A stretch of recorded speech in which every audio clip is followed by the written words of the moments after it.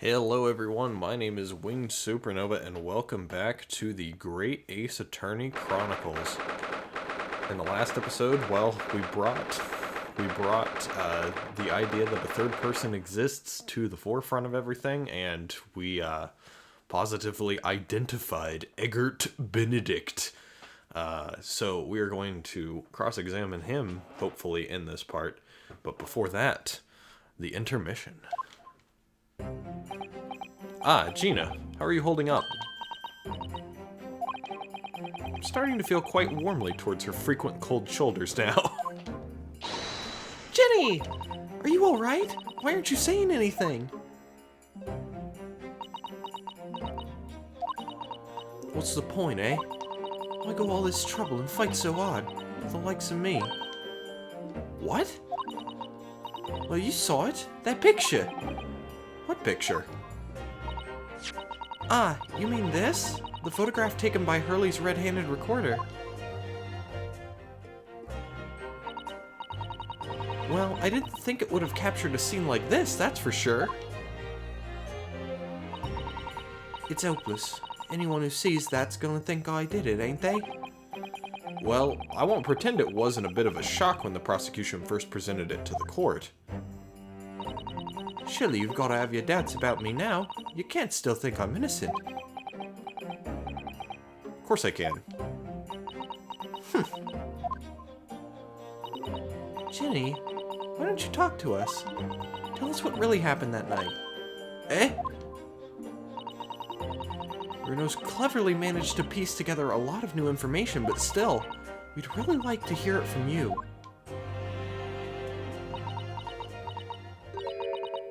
Alright then.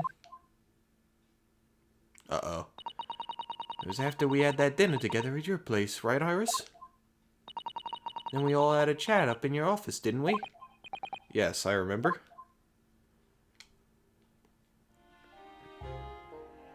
Is this actually going to be the truth, though? Because she's done this before.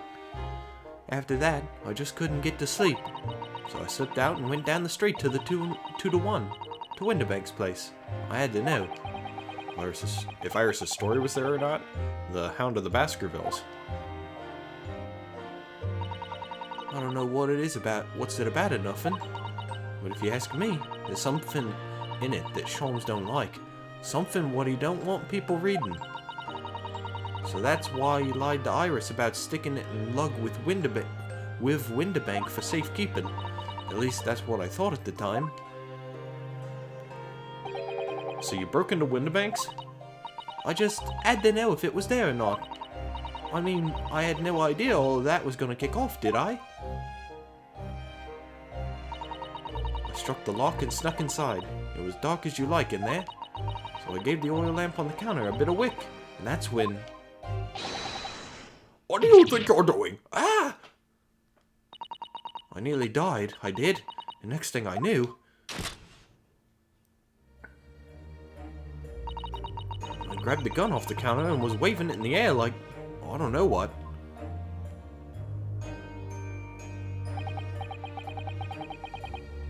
You're the girl who was in here this afternoon. I didn't think you pickpockets went in for armed robbery. The manuscript. Have you got it here? Did Sholmes leave a load of papers with you? A story? I beg your pardon? The Hound of the something or other. If it's here, I want to see it. I'm sorry, young lady, but I'd sooner die than relinquish an article belonging to one of my customers. I don't want it. What would I do with it anyway? I just want to see if it's here, that's all. Oh, you want to see it, do you? I want to know if Sholmes really pawned it here or not. Please, just let me see it and I'll go. Oh, very well then. For pity's sake, stop waving my gun around, would you? So then the old cove unlocked the storeroom door and we both went inside. And it was there, alright. The manuscript. Sholmes weren't lying after all. You did all that just to check for me, Jenny? Anyway, then there was a bit of a kick-up out in the main bit of the shop. The Skulkin brothers arriving on the scene, yes. What was that noise? Someone's breaking in. Dear me, is there some burglars convention here tonight that I don't know about? I think I forgot to shut the door behind me. Sorry. I better go and take care of it. Could I possibly have my gun back? Oh, well, I'll come with you and... Now, don't be foolish, young girl. You must stay right here. Don't leave this room under any circumstances. And with that, he took the gun out of my hands and walked back out into the shop. I am back in the storeroom, like he said, straining my ears in the dark to hear what was going on. It sounded like they got into a bit of a scrap. Starting to think I should help, see? So I was just about to go out into the storeroom myself when... Ooh, 2 gunshots. I had a couple of shots go off. 2, I think. Almost at the same time. And then there he was, right at my feet, lying face down on the floor. I was right next to the storeroom door, so I slammed it shut and locked it quick as you like. So there were 2 shots. But if there were 2 shots, then it couldn't have been him shooting at someone, because he would have been shot in the back immediately and died immediately, right?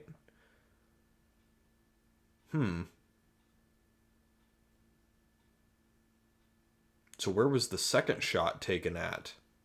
That's a mystery. Because we knew of 2 bullets. One that ended up in his back, and one that ends up in the wall over there. And there's also a third one that ends up in Sholmes's little pouch pocket that has his dangerous chemicals in it. That was the 3rd bullet. But now they're saying that there was that 4th bullet that was shot and ended up towards the calendar. Maybe, because they didn't find another bullet, so that's the only other place where that shot could have gone. But that means that it wasn't Windibank's gun who fired that shot. Which means that bullet was shot after Windibank was already dead, to make it look like that gun was the one used to kill Windibank. Interesting. I was right next to the storeroom door, so I slammed it shut and locked it quick as you like. Because you thought whoever who had shot Mr. Windibank might come for you? Yeah, so I went to grab the old cove's gun. I figured I'd put up a fight at least. When I got a better look at him, I knew.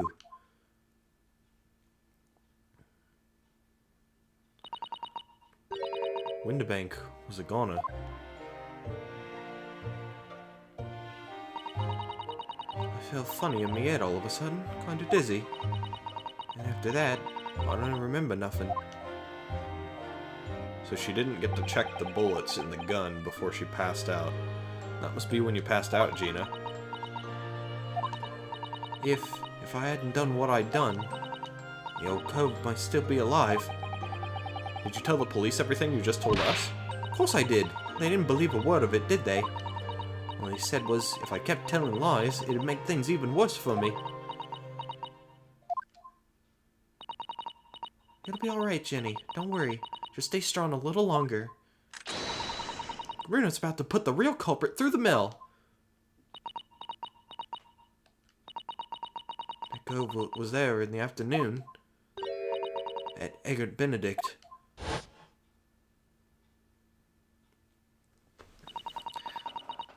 I still remember how he looked at me, like I was nothing. He was there that night. Oh. You saw him? We don't know his real name yet. Oh, okay. No, she didn't see him. She's just like trying to run it through her own head and get the picture straight. But I'm convinced that he's involved somehow. Anyway, thank you for telling us what happened, Gina. I appreciate your honesty. You what? You can leave it all in Bruno's capable hands now, Jenny.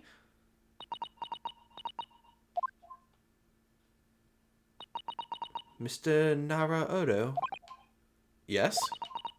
How come you trust me? I don't get it.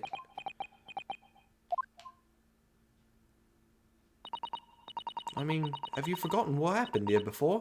Come on, it was only 2 months ago. Me and Mr. McGilded, we told you a whole bag of lies. And you got the bog trotter off with him, even though he was a killer. No, I could never forget that. Oh. I did what I thought was best at the time. But the pain of that error of judgment doesn't get any easier to bear. Still, don't forget that I also made you a promise. Told you that I'd be on your side to the bitter end, no matter what. But what if I'm lying? You could be working to get another killer off the hook for all you know.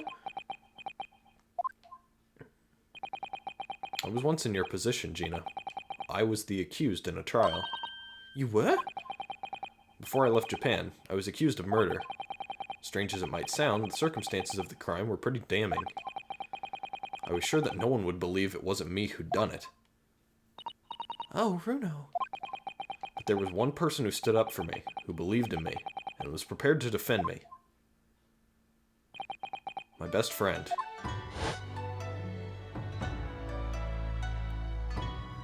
Ryunosuke, no one believes in you more than I do. Leave this to me. All you need to do is put your faith in me, and I'll do the rest. I was so happy I cried. But even then, somewhere inside me, I couldn't help thinking, surely he doesn't really believe in me. Not completely. But I was wrong.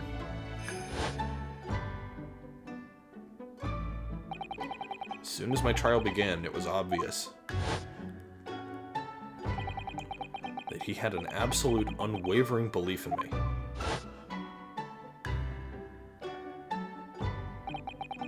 And in turn, I developed an absolute, unwavering belief in him.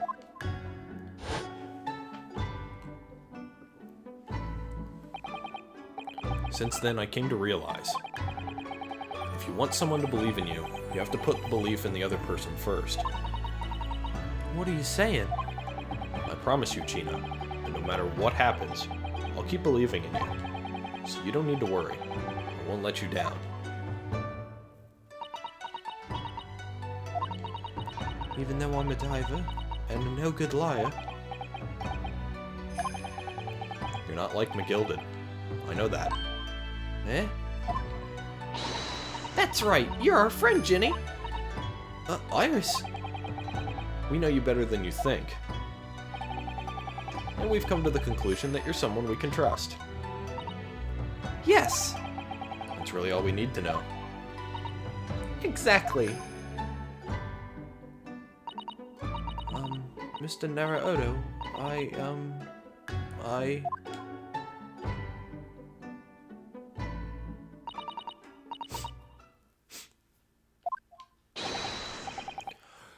Oh boy, I gotta ruin this moment with a dumb voice. Alright, here we go. Defendant Lena Lestrade and her legal representative. Court proceedings are about to resume. Please head into the courtroom immediately. Yes, of course. Thank you. Oh boy. What time is it in the morning? 9:05 a.m. Nice. Alright, we're getting this out of the way early on. I'd been both a defendant and a defending lawyer in my time, so I knew only too well just how hard it was to put all your faith in another. I also knew just how hard it was to bear the burden of another putting all their faith in you. This is it at last, the final chapter, the final battle. Wish me luck, Susato-san. I hope you're watching over me too, partner.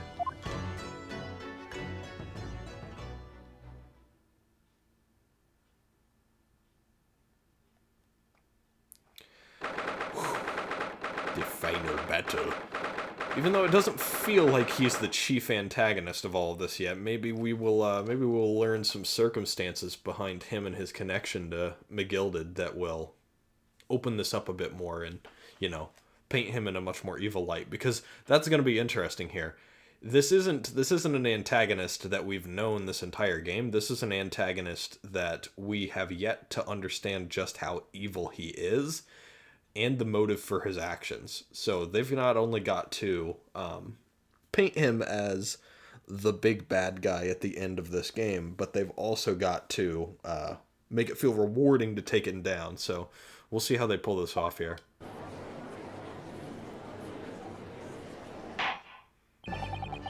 Oh yes, we're going to have him on the stand along with the Inspector and the Skulkin brothers. That's going to be weird as hell. I hereby call this court to order as we resume the trial of Miss Gina Lestrade. Lord Van Ziet, have you successfully subpoenaed the witness?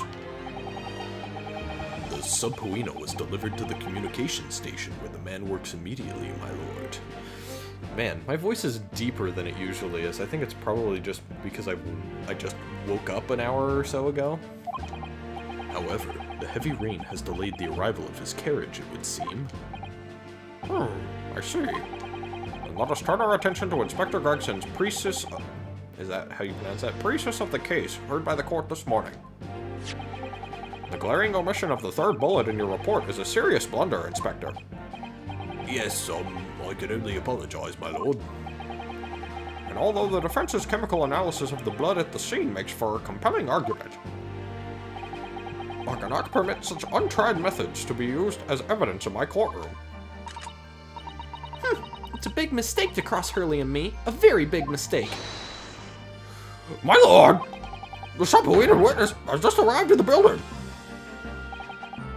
Thank you, officer. Show him to the stand without delay. Mr. Eggert Benedict. I didn't expect to be crossing paths with him again so soon, and certainly not like this.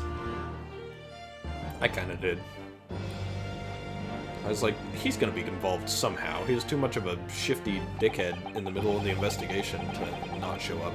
I'm also interested to see how Herlock is going to play a role in this, considering that he was speaking to Sasato mysteriously before the trial, and we don't know anything about that. And then there's the fucking... There's the two people that showed up in Case 3 that just showed up for, like, about 5 lines of dialogue, and then they fucked off, and we haven't seen them ever again, so that's also something. Thank you for complying with the court's subpoena at short notice, sir. Oh boy. What voice do I really want to give him?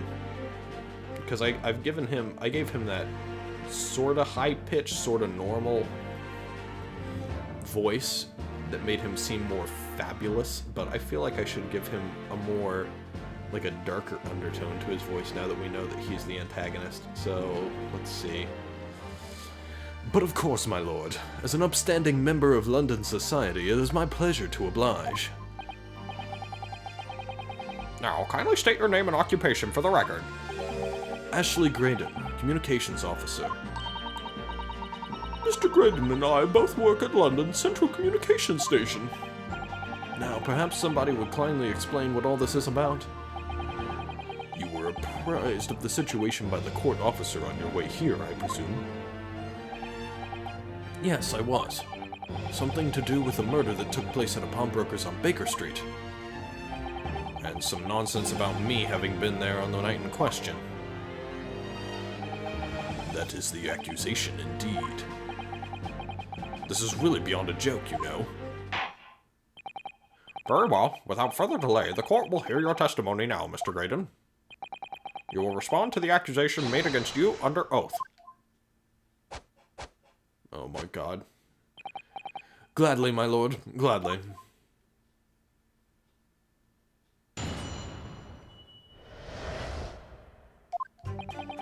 Naturally, I have occasion to make use of pawnbroking services from time to time.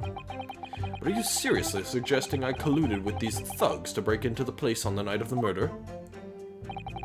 I have no intention of admitting to such an outrageous accusation, even if certain parties here present claim that my blood was found at the scene. Some Scaramouche detective's homebrewed tincture can hardly be taken as serious evidence. Oh boy, we're gonna have a lot of big words that I don't recognize in this, aren't we? So, you deny the accusation completely, do you? I must say, I am dismayed. For the highest court in the land to be swayed by the self-professed detective's toy. It was the will of the jury, and our great British justice system demands that the jury's will is upheld. Then it would seem we have the misfortune of a most inept assembly of jurors today. By golly! How long am I expected to be detained here? Detained. Sounds like Elmer Fudd already. If, following the defense's cross-examination, your involvement in this matter has not been established, you will be free to leave immediately. Good. Then I shall be away in time for afternoon tea. Some small consolation, at least. Let us not hold up Mr. Graydon any longer than necessary, counsel. Proceed with the cross-examination. So, we meet again, Mr. Eggert Benedict. Or is it Mr. Graydon? My apologies. You are... Ryunosuke Naruhodo, defense lawyer. We have met. If you say so. Ashley Graydon, enchant. So... I trust we can conclude this quickly. But I'm not holding your flashy hat while we do. Jesus Christ. Alright, so he's like a Detective Conan cosplayer, right? Actually, I don't even know. I think I'm thinking of a different anime series. I don't know whether it's a spin-off of Detective Conan or not, though. It's like Magical Kaito or some shit like that. He looks very similar to that character, except with blonde hair instead of black hair.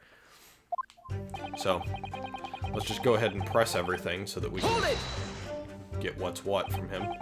Yes, we even met in the very pawnbrokery where the crime took place on the afternoon of the day in question. Though, of course, you introduced yourself by a different name at the time. It was Mr. Eggert Benedict, I believe. Tell me, what made you... The witness is here to testify about events that took place that night. Oh boy, we're getting you. We're getting this kind of you. He's under no obligation to answer such unrelated questions. You can't be serious! Thank you, because I certainly do not feel inclined to answer such an inappropriate question. So he's going to be evasive, is he?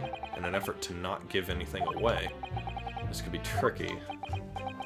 It could be tricky. We'll have to see what we can pull from him.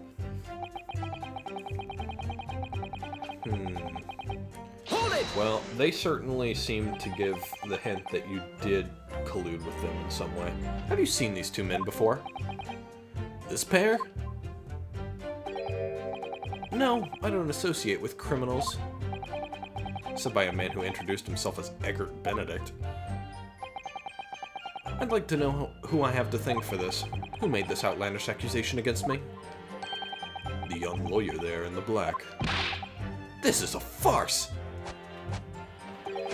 Whose idea was it to permit an outsider to work in a British court anyway? Well, needless to say...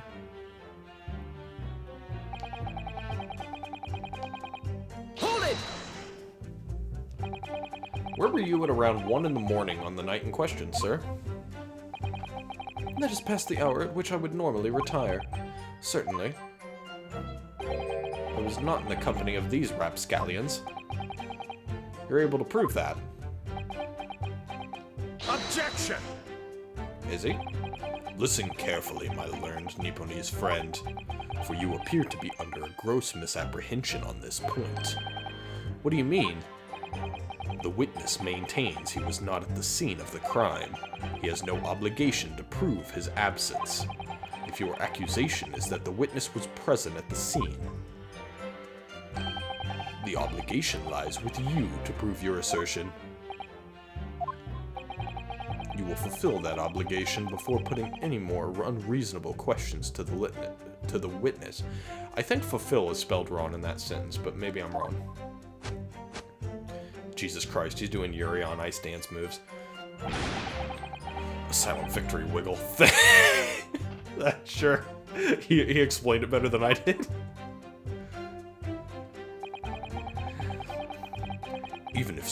even if certain parties here present claim that my blood was found at the scene. Hold it!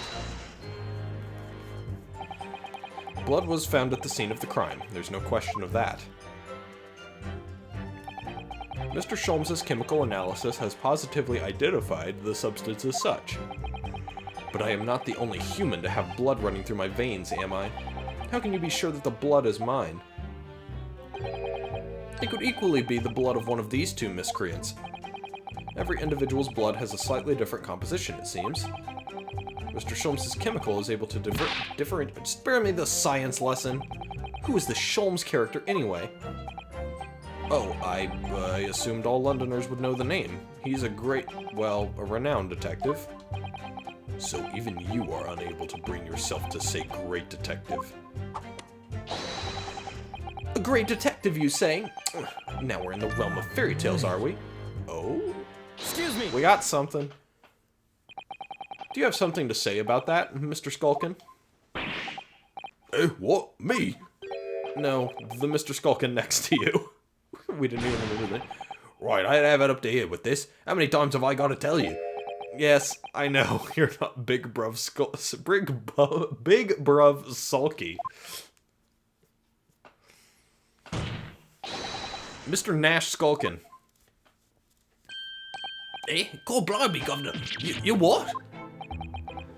Is it not the case that when Mr. Graydon just spoke, a thought went through your mind?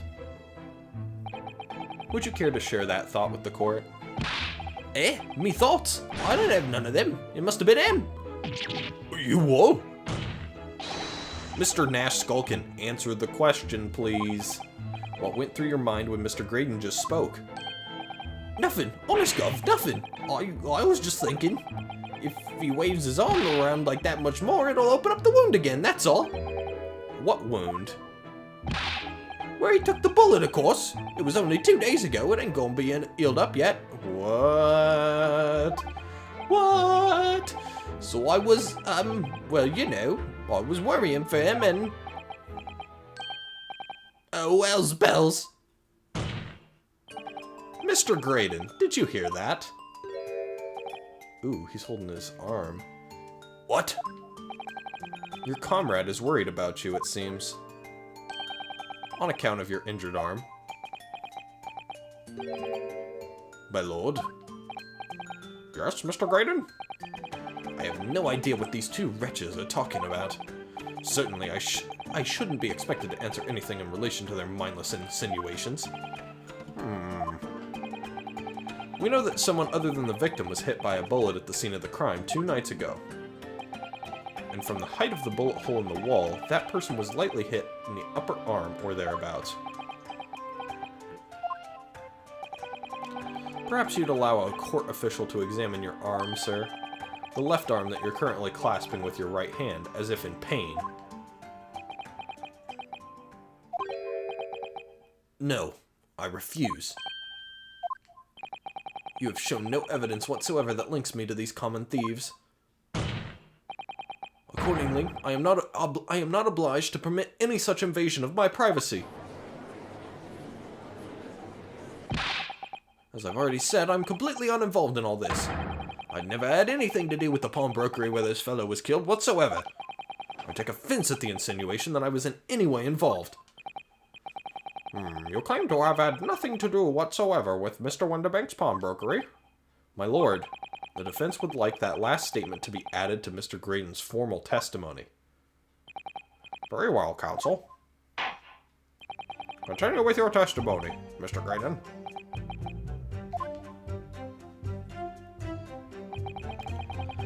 I've never had anything to do with the pawnbroking establishment where this man was killed. So we need to present evidence that he was there on the day.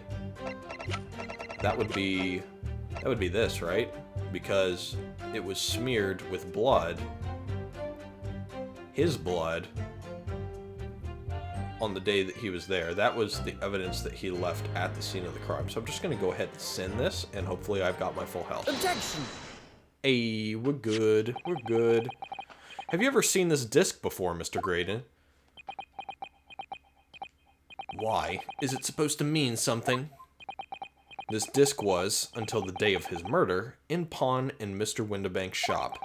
It was redeemed by the defendant, Miss Gina Lestrade, that afternoon. However, somebody mysteriously appeared to try and take it from her. And that somebody was you, of course, wasn't it, Mr. Graydon?